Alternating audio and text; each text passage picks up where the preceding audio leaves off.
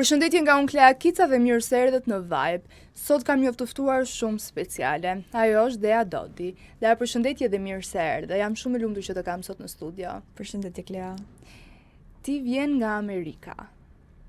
Por para se të nisim dhe të pyesin dhe të flasin për arsyet se pse ti ka ardhur nga Amerika në Shqipëri dhe vjen në Shqipëri, ikon prap në Amerikë, unë dua të shkoj pak tek Dea 6 vjeçë kur u largua për herë të parë nga Shqipëria. Si e kujton atë kohë? Unë jam larguar në moshën 6 vjeç nga Shqipëria, familja ime se shumë familje shqiptare, fituan llotarinë dhe u zhvendosëm në Boston. Në atë kohë unë njihja Shqipërinë, ende nuk isha filluar shkollën, kështu që çdo nisëm të parë unë e kam provuar në Amerikë, por këtu kam ende një familje shumë të madhe dhe në atë kohë dhe ishte e vështirë shkëputja normalisht, por ato rrënjë të forta tradicionale shqiptare gjithmonë kanë mbajtur të lidhur me atë dhe unë. Sa mirë. Ti më the të gjitha i kam provuar për herë të parë në Amerikë. Do doja ti kishe provuar në Shqipëri, duke e ditur dhe aktualitetin e Shqipërisë sot, ama? Jo, unë besoj që çdo gjë në jetën time ka rrjedhur siç duhet të kishte rrjedhur dhe jam falenderuese se si ka ndodhur çdo hapi imi në çdo vend të botës. Çfarë kujton nga Shqipëria nëse kthehesh përsëri në atë moshë? Kujtoj një vend që ende nuk ishte arritur vala e madhe e zhvillimit, kujtoj lagjet shqiptare të asaj kohe që ende mund të merrej pak frym, pa qindra pallate njëti në vend. Dhe mbaj mend gjëra të pafajshme të vogëlisë të asaj kohe që isha akoma në Shqipëri. Ndërkohë që sot ka shumë ndryshime. A ke qenë ndonjëherë mes dy botëve? Shqipëria, Amerikë, më fal. Sa po e bënim këtë bisedë me familjen pardje, takuam për darkë dhe më pyesin se si ndjem. Unë ndjem në shtëpi edhe kur vi këtu, ndjem në shtëpi edhe kur jam aty. Kam krijuar dy shtëpi të mia në dy kontinente të ndryshme. Sa shqiptare ndiheshe kur ishe vogël dhe adoleshencë, kur ti jetove dhe u zhvillova atje, le ta quajmë?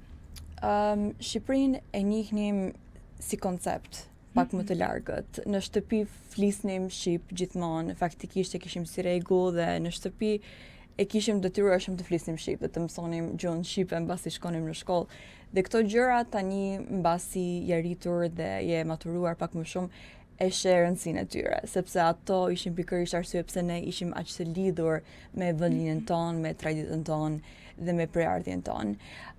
Shqipërinë e kam ndier më shumë mbasi fillova ta studioja më shumë në shkollë të lartë, por dhe në shkollë të mesme, të kuptoja historinë tonë, nga buronim nga ana e historisë, lidhjen tonë me zhvillimin e rajonit, por flas me mira vitën përpara, që arrita të kuptoja dhe një trashëgimi shumë të fortë shqiptare që ne kemi dhe ne e përcjellim.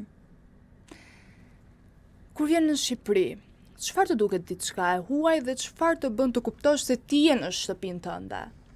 Besoj që është një gjësi që kanë shumë emigrantë. Është vërtet. Sa herë që kthehen dhe dalin nga avioni, është aroma e vendit tënd, aroma e mesdheut të Shqipërisë që është shumë e veçantë dhe shumë e ëmbël. E një direkte dhe të gjallëronë në një mënyrë tjetër. Unë gjithmonë i them mamës sa herë që shkoj në Shqipëri dhe kthehem, ndodhin gjëra të mira dhe më ndjekin gjëra të mira pas. Kështu që unë sa herë që jam këtu merr një vibe ndryshe, një energji ndryshe. Kam një eksperiencën që mund ta quaj time, sepse gjithmonë ka njerëz në përzetimet e veta që në Shqipëri nuk është vetëm pozitive, ka dhe negativitet. Mund të jetosh në një lloj flukske që ti zgjedh, por unë sa herë që jam këtu kam eksperienca shumë të mira, takohem me njerëz special, me shumë energji, me shumë mundësi që më ofrohen dhe i zhvilloj. Kështu që unë mendoj që jeta është diçka që duhet të flirtosh me të. Ti je participante me të dhe ti je aktivizuar. Sa më shumë shfaqesh në jetë, aq më shumë dhe jeta të shfaq mundësi ty. Dea, unë dua të kaloj pak tek adoleshenca jote. Si ke qenë një vajzë adoleshente ti? Një nerd absolut. Nëse më shet tani dhe atëherë me të vërtet kam qenë një person që ishte shumë i angazhuar dhe në dashuri me librat, me shkollën, më pëlqente shumë sfida dhe mbas vitit të dytë në gjimnaz doja të shkoja të bëja shkollën verore të Harvardit që ishin me klasa universitare. Aplikova, u pranova. Do të thënë që adoleshente ke qenë një vajzë po kaq sfiduese me kaq vullnet dhe kaq ambicioze le ta quajmë. Por jo të imponuar. Atë gjë e shihja si diçka që e bëja për të argëtuar. Më pëlqen të lexoja, të zhvilloja mendim, debate, dhe e dija që kisha një prirje për atë gjë që në atë moshë. Të ka ngelur ndonjë ëndër pa plotësuar? Unë, duke patur këtë karakter, arrita t'i plotësoja goxha herët shumë ëndra që kisha. Dhe më ndodhi diçka që mbasi i plotësova ato ëndra dhe në ranket ku doja të punoja, çfarë doja të krijoja, thash, po tani çfarë do krijoj? Më duhen ëndra të tjera. Kështu që të gjithë atyre që mund të jenë adoleshent apo janë në vitet e para të viteve 20 të jetës së tyre, do i thoja që keni kohë, mund të arrini dhe shumë gjëra dhe mbasi të bëheni 30 vjeç apo më tej. Kështu që çdo gjë të ndodhi në kohën kur ajo duhet të ndodhi. Dhe lejoni vetes kohë për të marrë frymë dhe për të shijuar moshën në çdo aspekt. Në fakt Dea, sot jo të gjithë e kemi vetbesimin dhe jo të gjithë mendojnë se çdo gjë arrihet. Sot është shumë e vështirë që të marrësh një adoleshent apo një vajzë të re në moshë dhe të jetë me këtë vetbesimin që po, do ndërtohet, do bëhet, do arrihet kjo ëndër. Dhe në fakt Shqipëria nuk të jep shumë mundësi Dea që ti të arrish ëndrat apo gjërat që ti ke. Unë e kuptoj dhe këtë perspektivë dhe nuk them që është e gabuar, sepse përjetimi çdo kujt është i saktë dhe sipas jetës që ato kanë përjetuar dhe kanë ndërtuar. Por të them të drejtën, dhe kur shkon në një vend si Amerika, është një vend gjigant. Ndihet si vendi i mundësive dhe ëndrave, që është e vërtet, por aty janë dhe vështirësitë e veta. Patjetër. Të klasave ekonomike në të cilat ti shfaqesh. A je emigrant apo nuk je emigrant? Në cilin qytet rritesh apo jo. Gjitha këto krijojnë vështirësitë e veta dhe nëse mund ta marrim Shqipërinë si një treg të vogël, Amerika është një treg më i madh, por që duhet të luftosh ndonjëherë dhe më shumë për të arritur. Unë besoj shumë dhe që gjërat ndodhin siç duhet të ndodhin, por shoh dhe shembullin tënd, që kishe një ëndër për të patur një podcast në një vend si Shqipëria, ti prapë arrite, sepse ishte vetbesimi dhe energjia jote që e çoja të deri në fund dhe po e zhvillon. Dhe për këtë jam shumë krenare për ty e para punës, si një vajzë shqiptare që e shpreh këtë shembull edhe e jeton këtë shembull. Por ne kemi një problem tjetër Dea, sepse ne jemi shumë paragjykues. Ne gjykojmë shumë. Po. Ne kemi një mllëf, nuk e di nga vjen ai mllëf për një person që nuk e njeh fare, nuk e di si funksionon në Amerikë dhe sa probleme ke pas ti me paragjykimin, krahasuar me këto paragjykuesit në Shqipëri. Shumë interesante, sepse ato që më kanë paragjykuar mua më shumë dhe nga rrjetet sociale, nga të gjitha, ka qenë shqiptarët. Është e çuditshme. Dhe gjithmonë përballem me këtë fakt që sa herë që vija në Shqipëri ishte një ndryshim kulture për mua, një përballim një kulture tjetër nga ajo që isha mësuar. Dhe në fillim fare kur isha më e vogël, ndoshta jo më bezdiste, jo arija të mendoja pak më thellë për këto gjëra, por dhe me një vetbesim tek vetja dhe tek Zoti, i shikoj çdo testim nga çdo person si një mision që të dërgon Zoti në rrugën tënde. Është një stërvitje mendore. Kur ti e njeh qëllimin tënd dhe të vërtetën tënde aq thellë, shumë pak gjëra më të bezdisin. Ato gjëra që të bezdisin janë gjëra pastaj që hyn në ideale, për të cilat ti mund të luftosh, të punosh, por përshpëritjet e përditshme të duken normale, janë thjesht një pjesë njerëzore e natyrës të njerëzve. Dhe shqiptarëve. Nuk është vetëm Shqipëria, se kam udhëtuar dhe kam jetuar në vende të ndryshme. Është një përfaqësim i vendeve të vogla ku shansi dhe mundësia mund të jetë pak më e ulët, edhe njerëzit duan të çajnë, të krijojnë këtë lloj kulturash, por që nuk janë përfundimtare. Shqipëria si çdo vend tjetër është në fazat e veta të zhvillimit dhe do i përjetojë të gjitha nga ana ekonomike, sociale edhe politike. Dhe shpresojmë të bëhet më e mira. Me që më the kam shëtitur në të gjithë vendet e botës. Jo në të gjitha, në shumë vendet e botës. Unë doja të ndalesh pak nga Shqipëria te marrëdhëniet ndërkombëtare. Atëherë, nga lindi dëshira për diplomaci dhe marrëdhëniet ndërkombëtare? Kam qenë shumë studiuese e historisë dhe më pëlqente termi shkenca politike kur studioja për Egjiptin e lashtë. E zhvilloja edhe si temë në shkollë për dhe me prindrit e mi dhe mbasi u futa shumë thellë në atë botë, arrita të kuptoja dhe çfarë ishte diplomacia. Dhe që të hapte mundësinë për të njohur dhe për të komunikuar me gjithë botën. Unë jam akoma me besimin që lufta është the biggest failure of humanity. Do të thënë, nuk ka arsye pse të zhvillohet luftë nëse komunikimi do ishte i qartë. Dhe shumica e luftave ekzistojnë sepse komunikimi nuk është i qartë, diçka më e thellë për ta kuptuar. Dhe kisha të dëshirën për të hyrë në atë botë dhe me idealin për të rregulluar problemet, për të qenë pjesë e një ideali më të lartë, më pozitiv për botën, duke njohur dhe duke zhvilluar dhe specializëm për disa rajone të botës specifikisht. A e ke imagjinuar ndonjëherë vetëm diplomata? Po, që në moshën 12 vjeçare thoja do bëhem diplomate dhe do kem një pasaport të një shteti që është për të udhëtuar për marrëdhënie të kombëtare dhe marrëdhënie diplomatike, dhe këtë gjë arrita në Amerikë, përmes departamentit të Homeland Security, ku punoja për zyrën ndërkombëtare, Office of International Affairs. Edhe ky është një tip manifestimi. Është një manifestim, është një lutje e arritur dhe është diçka që unë e kam patur në thonjza si ëndër, dhe ishte një zhvillim për mua mendor, por edhe praktik në shumë aspekte, por që më drejtoi tani në një rrugë tjetër. Në shtator 2025 u largove zyrtarisht nga qeveria dhe vendose ti përkushtoheshe 100% sipërmarrjes. Po. Mund na flasësh pak më shumë për këtë? Është një term dhe një temë që më pëlqen shumë, sipërmarrja si term, por edhe si temë që ta zhvilloj. Unë e kam patur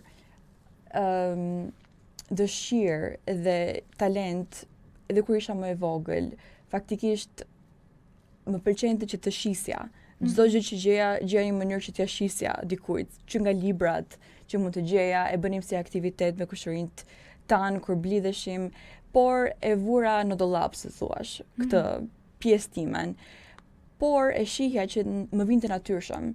Gjatë Covidit hapa biznesin tim të parë, që ishte për konsultim, në ato kohë që shumë njerëz patën nevojë për meditim, sepse ishte një kohë që njerëzit kishin shumë ankthe të ndryshme, pasiguri për jetën, për punën, për të gjitha. Unë në punën time të parë jepja seanca meditimi çdo të mërkur.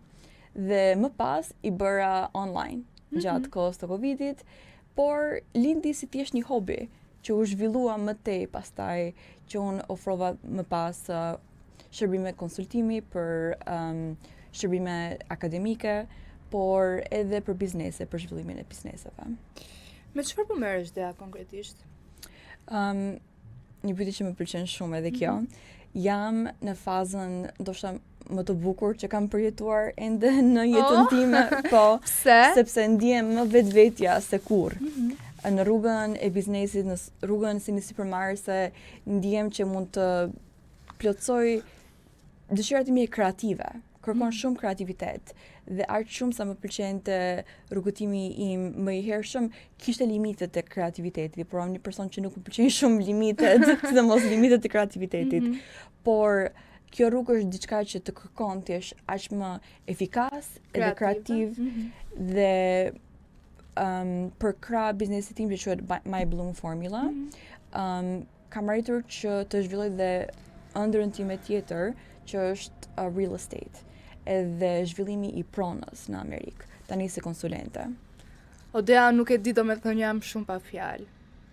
Je një vajzë fantastike, je shembulli më i mirë i një vajze të fortë. Faleminderit, Lea. Dhe një vajze që i ndjek këndrat të saj deri në fund. Më pëlqen pafund dhe të vlerësoj super shumë. Më pëlqen energjia dhe unë në fakt doja të bëj një pyetje për ty. Ke menduar ndonjëherë që të vish të jetosh në Shqipëri dhe të gjithë këto ëndrat e tua ti realizosh po në Shqipëri? Pse jo? Unë nuk jam e mbyllur ndaj çdo opsioni që mund të jetë më i miri dhe optimali për të ardhmen time. Por se kur apo se si, këtë e lej në dorë të Zotit, nëse rrugëtimi im do më sjellë këtu. Por për të përgjigjer pyetjes, nuk kam ndonjë plan të tanishëm për këtë gjë, por unë ndjej që jetoj midis Shqipërisë dhe Amerikës, dhe çdo 6 muaj pothuajse jam këtu. Madje është një fakt interesant që ti ke ardhur dhe proteston në Shqipëri, ndërkohë që ti je dhe aktiviste në Washington? Po. Mund na flasësh pak pse vendose të vish në Shqipëri dhe të protestosh Patjetër. Kohën në vend që ti të shkosh me pushime, ti rrin këtu dhe proteston për Pikërisht, në Shqipërinë. gusht madje. Po, madje ke qenë dhe organizator në diasporë. Po. Mund ta flasësh pak më Patjetër. shumë? Atëherë, shumë më pyesin si ka mundësi që disa karaktere që ekzistojnë në personalitetin tënd ekzistojnë një të kohë, për shembull. Si mund të jesh dhe sipërmarrëse, si mund të jesh një person edhe me këtë arsim që ke arritur ti, por edhe poston në Instagram, edhe të pëlqen bukuria. Dhe unë i them që kapaciteti për të kuptuar një person nga një person tjetër varet nga eksperiencat e atij personi gjithmonë. Apo jo? Po. Dhe ti nuk e pse ndal veten në manifestimin e çdo gjë që ty të përket apo të pëlqen, sepse perceptimi i dikujt tjetër nuk arrin të kuptoj pse aktivizohesh ashtu në jetë apo pse ke këto besime në jetë. Atëherë për mua është shumë e rëndësishme që jo vetëm të krijosh gjëra materiale në këtë tokë, por dhe të kesh ideale. Pse po ekzistojmë? Çfarë është misioni jonë? Dhe unë shumë kohë mendoj për këtë gjëra. Në fund të ditës mund të jesh edhe Elon Musk, a trillionaire at this point, por çfarë idealet e tua për të cilat ti jeton dhe çfarë vlerash ke ti në ditët e përditshme?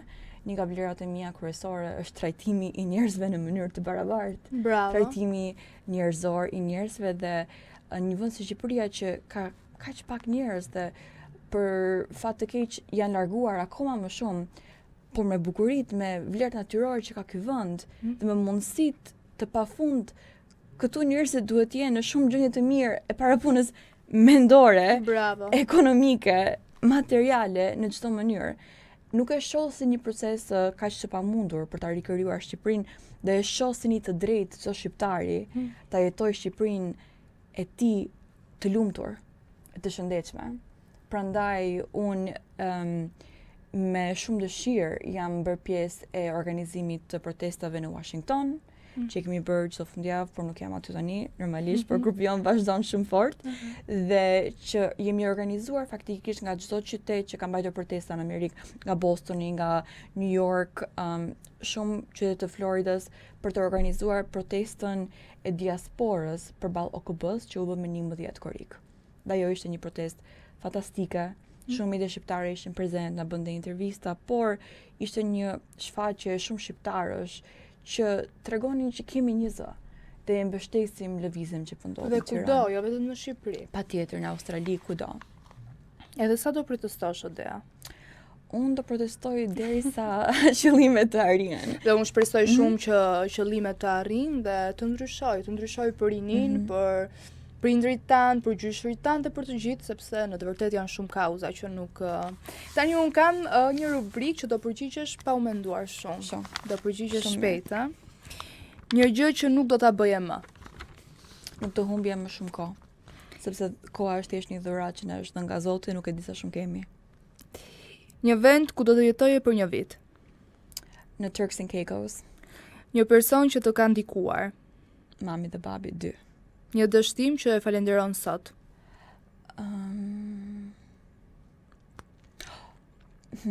Janë shumë falenderuese për shumë dështimet e mia, shumë ide në biznes që nuk ishin të suksesshme në fillim, që më çuan në rrugën që jam sot.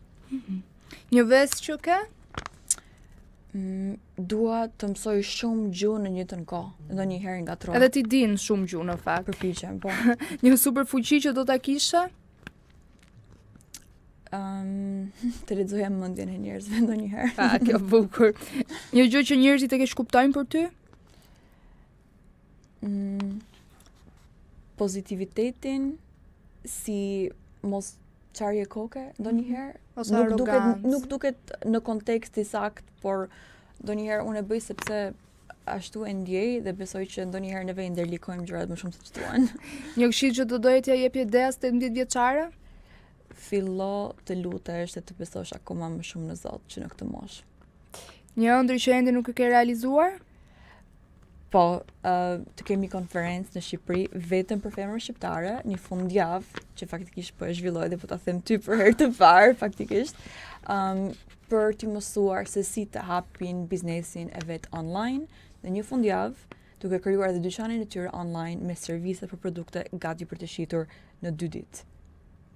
Dua t'i shoh femra shqiptare shumë të pavarura, akoma më shumë e komunikisht të suksesshme se që janë. Do të vi dhe unë dhe thjesht më Patjetër. çon një mesazh. Patjetër. Dhe një fjalë për Shqipërinë.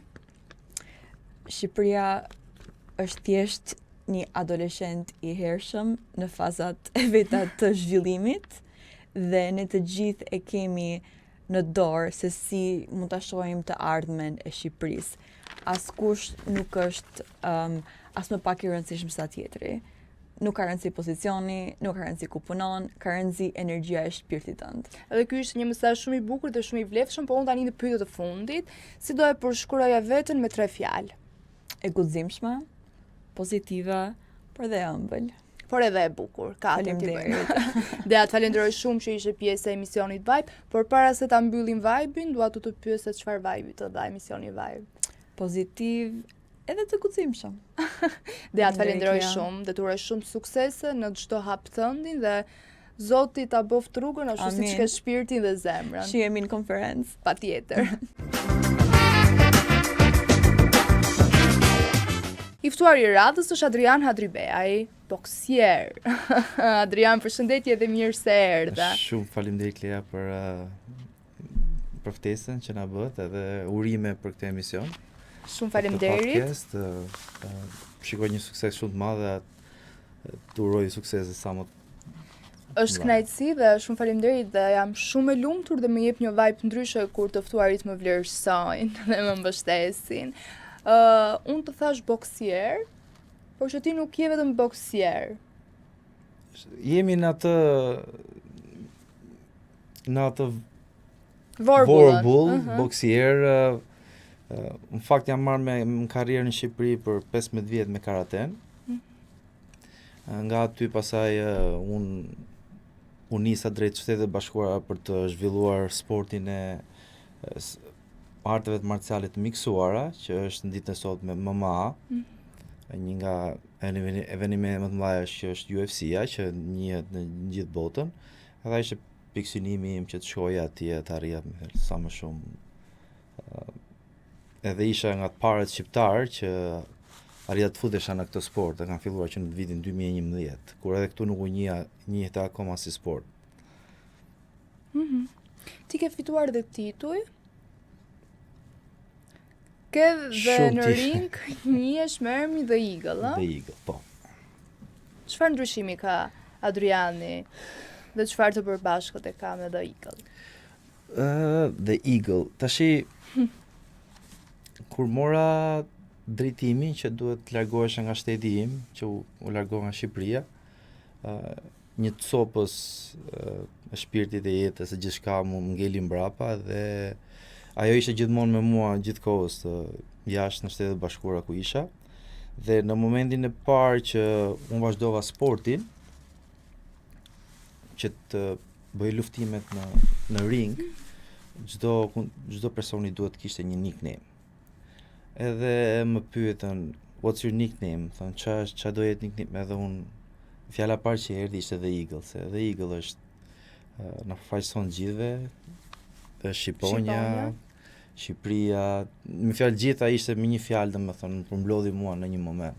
Dhe që atëherë, më bën këtu 15 vjetë dhe ajo fjalë me fjalë ka qenë gjithmonë me mua, nickname, çdo gjë domethënë ku e kam nickname-in edhe The Eagle më përfaqëson. Edhe njerëzit që më njohin atij është, ai The Eagle domethënë. Sa shqiponje ti, në të vërtet? Sa shqiponj, unë jam shumë shqiponj, edhe duke ditur dhe historinë e vetë shqiponjës, si në radhë parë që rinë e vetme, që i përballon çdo gjë vetë, sa më larg të gjithave, është e pa kapur, e pa.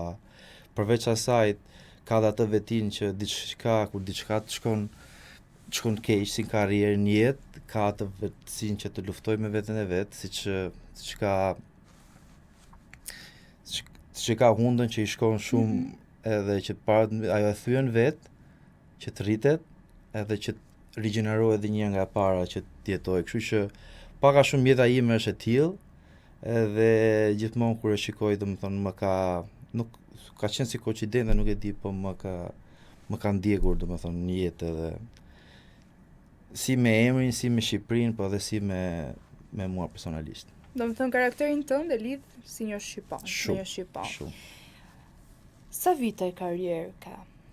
Që kur ke nisur të merresh me këtë lloj sporti dhe pse pikërisht zgjodhe këtë sport? Tash si karrierë me në anë luftarak, unë kam filluar që u 6 vjeç. Me fjalë kjo Kaq i është vogël. sporti i parë që disha isha si me urraf. Dhe pastaj duke bërë stërvitje, duke arrita që të krijoja vetë besimin dhe për mua çdo gjë ishte what's next, çfarë do ishte tjetra, domethënë. Si ka qenë kampionati kombëtar në Shqipëri për fëmijë, aty ku fitova, si në kampionatet ballkanike dhe aty fitova kur isha i ri, evropian, botror, edhe arrita aq shumë për atë periudhë që isha këtu dhe për mua thash çfarë do jetë për te kësaj.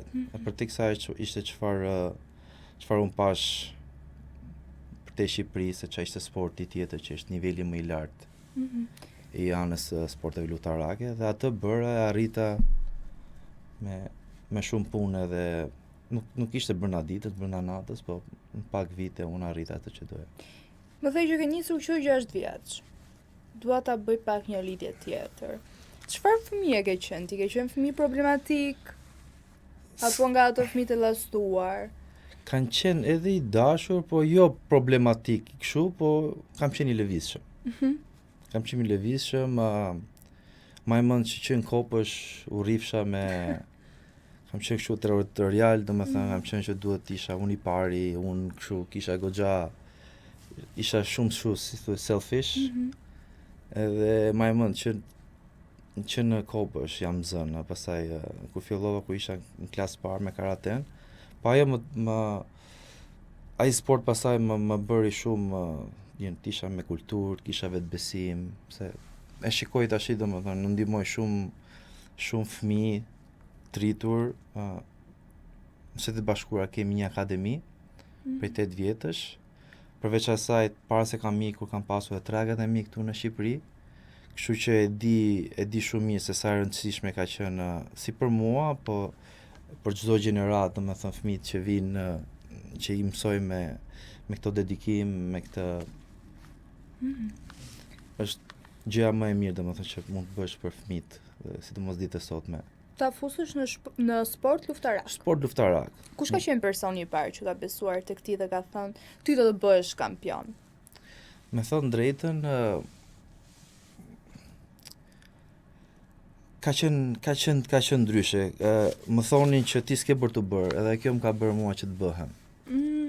Kështu që me fjalë më qetë dhe trupi për momentin, diles një nga trajnerët, ti nuk bëhesh, më thoshin, e kupton, edhe mua më ngulise këtë, jo unë do bëhem, edhe nuk bëja stërvitje vetëm me grupin, po bësha edhe 2 herë tjera, pa ditur as trajneri, as një tjetër, për shembull çoja mëngjes, bëja atletik, vrapime, gjëra, bëja stërvitin që kishim gjithë grupi, pas atij grupi të rria edhe një orë tjetër mbrapa, kështu që ajo duke më treguar mua që nuk bëhet, më ka bërë edhe më ka stërbër, a kupton? Një kampion. Edhe më ka ndihmuar jo vetëm për që të jem kampion në sport, por në jetë, për gjithçka. Çdo gjë që më thotë për shembull, kjo s'bëhet. Jo, e ka një mënyrë, do të ketë një mundësi, e kupton, do ta gjej mënyrën. Kështu që kështu ka qenë për shembull gjithmonë. Bravo, më pëlqen një person që ka ëndra dhe arrin deri në fund dhe qëllimin, do të bëhet më i miri. Më i miri, po. Kur ishe i vogël, a imagjinoi ndonjëherë që një ditë do të luftoje personalisht në Amerikë? Amerika ka qenë se kam pas as ëndër, shumë largët, as më shkonte asnjëherë mendja. Dhe nuk e di, domethënë gjithmonë ka qenë kemi pasur fatin që me sportin kemi dalur shumë shpejt nëpër Europë. Ka qenë shumë problem që të merret vizat atëherë, ne kemi qenë nga personat më të parë si diplomatikët që dilshim, edhe na pëlqente shumë. Kurse Amerika as nuk kemi pasur njerëz, po dukte shumë larg, një kontinent shumë i largët, edhe asnjë s'ka shkuar në mendje që të jem atje, derisa erdhi koha, gjërat filluan të gështetuan, kemi qenë të ftuar për një US Open, për një kampionat në Amerikë, edhe ai ishte në Las Vegas. Aty pasaj filluam që t'u afronte ajo ndjesia. Dhe mundësit patëm si federat, si të shkuam, edhe mu ngelin mendje pasaj. Si ai tipim që kur filloj diçka dua ta çoj deri në fund, dua ta provoj si eksperiencë. Kështu që në momentin që na u anullu as shkonim dot për punë të fondeve, e u mërzita atë periudhë. U mërzita shumë, se isha prehur shumë që do shkoj edhe në Amerikë, edhe do ndeshem, edhe kisha shumë besim që do fitoja. Edhe nuk shkova, derisa prita, kaloi ca muaj, vizën e kisha, thash, unë të shkoj vetë personalisht, edhe do marr pjesë atje, edhe mora pjesë edhe fitova, isha dhe i vetëm, pa trajner, pa njëri. Kështu që ishte goxha, ishte një eksperiencë shumë e bukur, që e mora. Ishte shumë e largët, dhe kur shkova atje, pash një si dream, kupton, ishte goxha, duke parë dhe sportet që unë mund të arrija atje, dhe vendosa që pse jo mos jap një shans, i ri isha, kështu që po mos të bënde në atë moment, s'besoj të bëheshem. Do me thënë, ka vlejt për ty? Shumë. Me fjalë ishte një jetë na dalin ca rrugë që të marrin vendime, dhe janë ca rrugë shumë të rëndësishme. Besoj të dalin ty, mua, kujdo. Dhe ato janë momentet më decisive, më të vërteta që ti duhet marrësh, dhe unë them se bëra atë zgjedhjen e duhur, domethënë. Po të shkoja edhe 100 herë mbrapsht, kjo do ishte zgjedhja që të bëj. Po tani zgjedhjen e duhur e ke bërë që ke ikë në Amerikë. Mendoj se të ka ngelur diçka peng, që pse se ke bërë. Apo je penduar pse e ke bërë? Pse e kam bërë? Jo, nuk kam. Po ndonjë gjë që do doje ta kishe bërë? Apo ndonjë ëndër të lënë në gjysmë? Jo, sepse kur çdo gjë që kam bërë në jetë, jam munduar ta shikoj veten 5 vjet, ku do jetë Adriani mas 5 vjetësh, mas 10 vjetësh. Për çado që kemi që bëjmë ne sakrifikojmë. A kupton, ajo është pjesë sakrifica është pjesë ku duhet të jesh ti një ditë. Kështu që me të vërtetë kam sakrifikuar me fjalë gjëra që të jem atje, dhe tash të jem i dy shteteve, vi këtu sa dua ta shijoj. Të jetoj atje, kështu që me fjalë jam i lumtur. Mundohem që t'i kem të dyja. Ke fituar tituj dhe ke ndëruar një emër në sport. Çfarë ndjen realisht një kampion kur fiton? Ne ndjejmë ca ndjenja që me të vërtetë do doja shumë njerëz ta ndjenin, e kupton?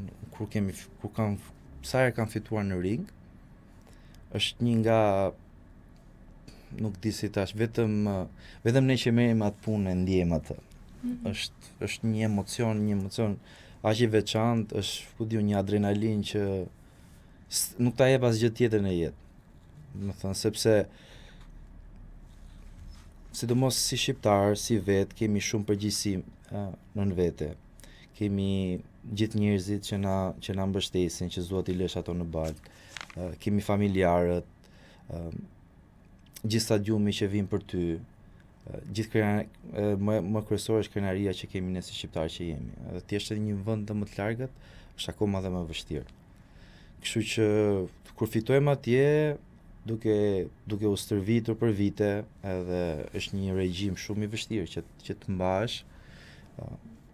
Edhe kur futesh aty në ring, nuk je se po hajde për luajmë, po bëjmë një lojë basketboll dhe futboll aty, e ke tjetrin përballë teje, ai jo të marrë jetën, po do të dëmtoj, e kupton? Do të thyej, do të hedhi knockout, me fjalë i marrin përsipër të gjitha dëmet, gjitha rreziqet, Në momenti që ti fitohen ngretë dora lart, domethënë është një gjë më e bukur. E papërshkrueshme.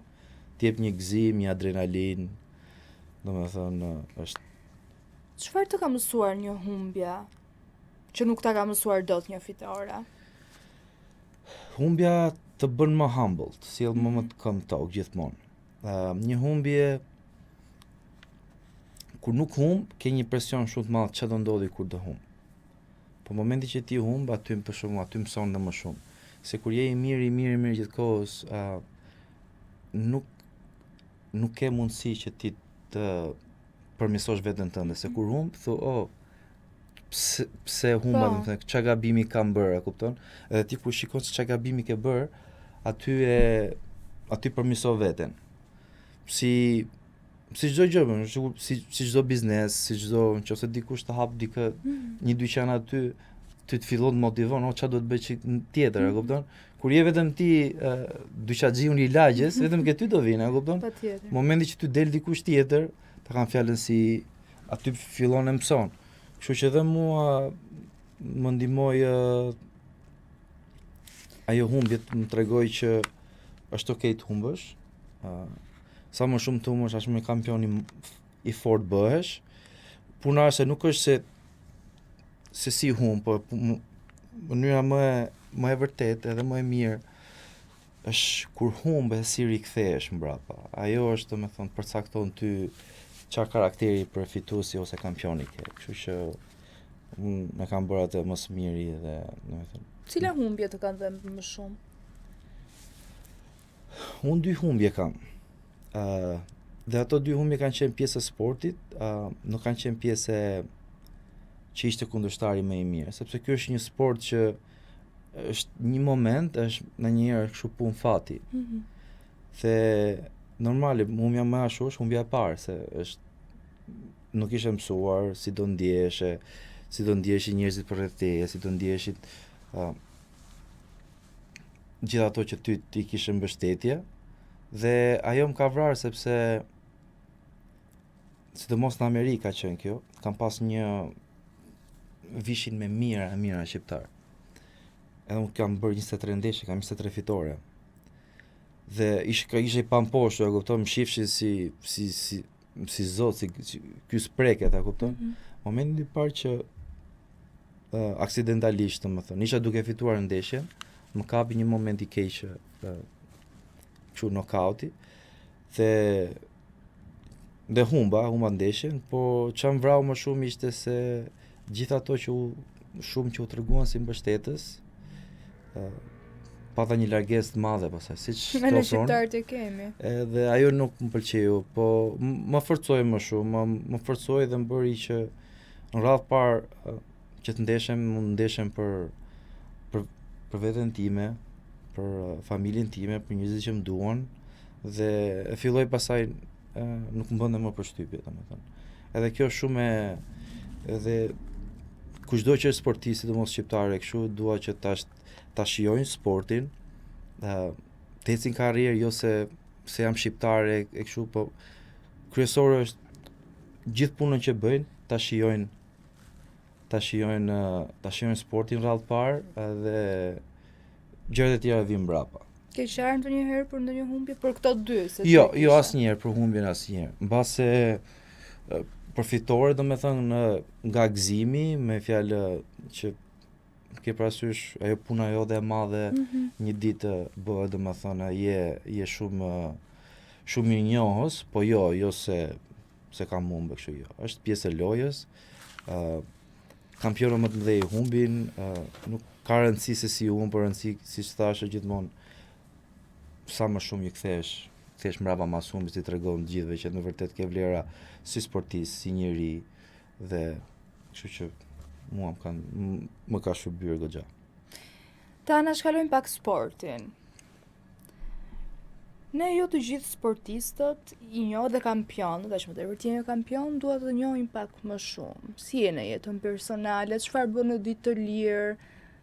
Na fol pak më shumë për jetën tënde, duke qenë se ti je edhe një person i disiplinuar, që besoj disiplina nuk mungon kurrë. Po, patjetër. Unë jam shumë i thjesht, më pëlqen dal, të udhtoj,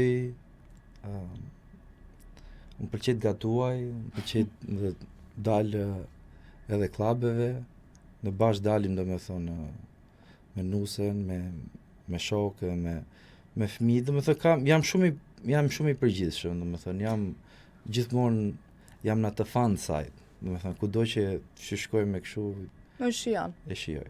Ti je i martuar me fëmijë? Po. Për fat jam i martuar, kam 2 fëmijë të mrekullueshëm, edhe një nusë të mrekullueshme, që kjo me fjalë si bashortja, si fëmijët më kanë ndihmuar domethënë të jem më kanë nxjerr më të mirën time, a kupton? Gjithmonë duke parë duke bërë zgjedhjen që të jem familjar, të jem baba, gjithmonë ka bërë çfarë do të bëj më mirën për to, a kupton? Edhe gjithmonë jam në luftë me veten për to, a kupton? Si të jem bashkort sa më i mirë, si të jem një baba sa më i mirë, edhe gjithmonë domethënë reflektoj me veten çfarë do të bëj më shumë, çfarë do të bëj më pak, po mundohem domethënë edhe të jem edhe fan, si për to, si për vete, si për. Bravo, më pëlqen. Sa mbështet se ka qenë bashkëshortja në gjithë rrugtimin tënd? Se Shumë. besoj se ajo është shtylla. Jo, normale, shumë, sepse duke filluar që nga kam pas, du të kisha regjim, si regjim servitor, si regjim ushqimi, si regjim fjetje, domethënë më ka ndihmuar shumë, domethënë, na njëherë më rrinte, sepse kur duke bërë këtë sport, ne humbim dhe shumë peshë, kemi një peshë caktuar që ti duhet të kapësh, nuk është që edhe duhet të kesh regjim, domethënë duhet të hash shumë mirë me. Unë njëherë nuk rezistoja dot edhe më rrinte si roj, po, as më lente. Ose për shembull kur isha në punë kështu mi bënte ato meal preps, ato ushqimet, mi sillte gjithkohës. Servisa mendit për fëmijën është ndihma më e madhe, e kupton? Që në atë periudhë që unë isha u bëja gati, më lente sa më pak që unë të kujdesesha për fëmijët, domethënë ai kishte më fal komplet atë zonë. Kështu që edhe njerëzore, e kupton, hajse. You got this, domethënë. Do me thënë pas gjithë disiplinës tënde dhe gjithë fitorëve tua fshihet një person tjetër. Patjetër. Edhe duhet jesh shumë e fat dhe ju uroj vite jetë sa më të lumtura bashkë me familjen. Në fakt unë të doja një mesazh nga ana jote për të gjithë sportistët e rinj, apo të gjithë ato që e duan këtë sport, por nuk e kanë besimin që mund të bëjnë kampion një ditë, ashtu siç edhe ti nuk të kanë besuar që ti do jesh këtu ku je sot. Po besoj, shpresoj ta shikojnë dhe këtë podcast që po bëjmë, sepse është shumë i vërtet, domethënë njerëzit kalojnë vite që të marrin një eksperiencë, e kupton? Njëherë është mirë që duke dëgjuar, duke folur, të marrësh një eksperiencë që shumë njerëz e kanë kaluar në supe, në vështirësi. Kështu që mesazhi është ju do bëni kush doni, vetëm po të keni besim ke vetja, të trajnoni, se asnjë gjë nuk është e falur, t'ja siguroj atë. Nuk bëhet me jo filani, jo ndihmoj kjo. Çdo gjë do jetë me djersën tate, kudo që të shkoni. Po mos t'i jepni vetes jo 100%, po 200%, nuk mund të arrini aty ku doni.